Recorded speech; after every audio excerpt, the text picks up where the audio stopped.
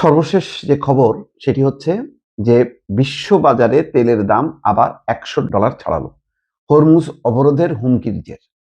দেখেন, পাকিস্তানে যে আলোচনাটা হলো, জেডি ভ্যান্স তীব্র রিয়াকশন করলো যে আলোচনা ভেস্তে গেছে, খালি হাতেই তিনি ফিরছেন এবং এখানে মানে যুক্তরাষ্ট্রের চেয়ে ইরানের ক্ষতি হবে বেশি। হুমকি হলো, আলোচনা ভেস্তে গেল। ইরান কি বলল?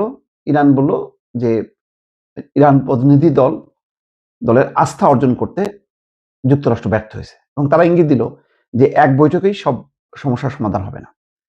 তার মানে আরো আলোচনা হইতে হবে এবং এটা ধারাবাহিকভাবে আলোচনা চলতে হবে।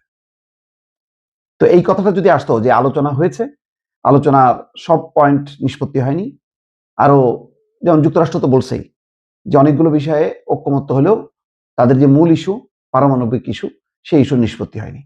তো তারা যদি অ্যানাউন্সমেন্টটা এইভাবে দিত যে ইরানের সাথে ভালো আলোচনা হয়েছে, কিন্তু পরিপূর্ণ আলোচনার জন্য এই আলোচনা অব্যাহত থাকবে, এরকম যদি একটা ইঙ্গিত দেওয়া হতো, তাহলে কিন্তু বিশ্ববাজারে তেলের দামটা এই নড়বড়ে অবস্থা হতো না। কিন্তু যুক্তরাষ্ট্র কি করলো? ভেস্তে গেল, ব্যর্থ হলো এবং পরের দিন তারা কি করলো যে মানে ইরানের বন্দর হরমুজ প্রণালী সহ ইরানের বন্দর অবরোধের মানে ডাক দিল এবং সেখানে কোনো জাহাজ ঢুকতেও পারবে না, বেরোতেও পারবে না। তার মানে আরো চূড়ান্ত একটা অবরোধ দিয়ে বিশ্ববাজারের অবস্থাটা খারাপ করে ফেললো। এখন তেলের দাম বাড়ছে। এর দায়টাও, যুদ্ধের দায় যেমন আমেরিকার, তেমনি এই যে তেলের বাজারে যে একটা অস্থির অবস্থা এখন হলো, এটার দায়ও কিন্তু এখন আমেরিকার উপরেই পড়বে। সোমবার বাজার খোলার সঙ্গে সঙ্গে জ্বালানি তেলের দাম অনেকটা বেড়েছে। ইরান এবং যুক্তরাষ্ট্রের শান্তি আলোচনা ভেস্তে যাওয়ার পর তেলের দাম যে বাড়বে তা প্রত্যাশিতই ছিল, কেবল ছিল বাজার খোলার অপেক্ষা। যুক্তরাষ্ট্র ইরান আলোচনায় অচলাবস্থা এবং হরমুজ প্রণালী অবরোধের পরিকল্পনার খবরে আজ বাজার খুলতেই ব্রেন্ট ক্রুডের দাম 7% বেড়ে ব্যারেল প্রতি $102.16 ওঠে। একই সময় ওয়েস্ট টেক্সাস ইন্টারমিডিয়েট 8.5% বেড়ে $104.82 ওঠে।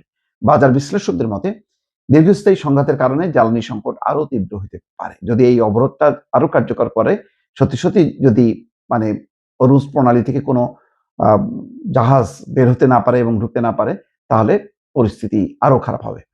মার্কিন প্রেসিডেন্ট ডোনাল্ড ট্রাম্প আজ থেকে হরমুজ প্রণালীতে যে নৌ অবরোধের ঘোষণা দিয়েছেন, বিশ্লেষকদের মতে তা ইরানের উপর চাপ বাড়ানোর কৌশল। চলমান সংঘাতের মধ্যেও ইরান চীন সহ গুরুত্বপূর্ণ বাজারে তেল রপ্তানি অব্যাহত রেখেছে।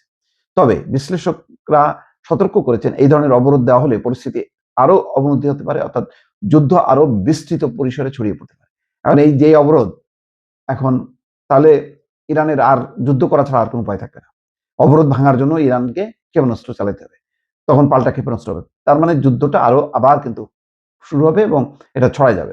জ্বালানি খাত ভিত্তিক ফেজ ফান্ড গ্যালো পার্টনার্সের প্রধান বিনিয়োগ কর্মকর্তা মাইকেল আলফারো বলেন, হরমুজ অবরোধ থাকলে তেলের দাম দীর্ঘ সময় বাড়তে থাকবে। এই প্রণালী অবরোধের অর্থ হলো যুদ্ধ আরো দীর্ঘায়িত হবে। তার মতে যুক্তরাষ্ট্রের এই অবরোধ দীর্ঘমেয়াদে কার্যকর হতে পারে, কিন্তু আপাতত অনিশ্চয়তা বাড়বে। কোথায় কোথায় ঝুঁকি আছে তার পুনর্মূল্যায়ন হবে, ফলে তেলের দাম আরো বাড়বে। এই হচ্ছে পরিস্থিতি, দর্শক।